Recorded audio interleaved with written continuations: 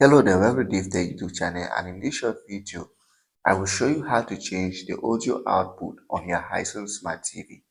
If you find the video helpful, please like, subscribe, and share for more important videos like this. So if you want to change the audio output on Hisense Smart TV, this is what to do. Go over to your settings, here setting over here, click on it, and come down to sound, click on the sound option. The third option here is for audio output. If you click on it, this is the audio output. There are three of them.